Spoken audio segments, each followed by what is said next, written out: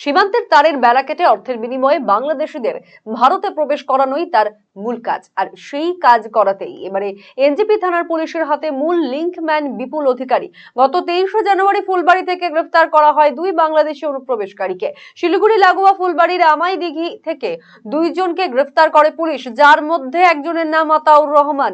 আতাউর বাংলাদেশের ঠাকুরগাঁও জেলার মাধবপুরের বাসিন্দা। অপরজন আতাউরের আত্মীয় ফেরদৌস আলম। ফেরদৌসের বাড়ি উত্তর দিনাজপুর জেলার কালিয়াগঞ্জে। সেখান থেকেই পুলিশের চোখে ধুলো দিয়ে পালিয়ে যায় বিপুল অধিকারী। ধৃত দুইজনের কাছ থেকে উদ্ধার হয় হাইড্রোলিক কাটার সহ একাধিক তার কাটা সরঞ্জাম।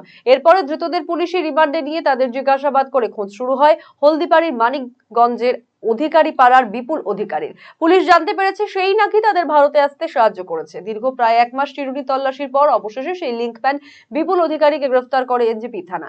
আজ জলপাইগুড়ি আদালতে তাকে তোলা হয়।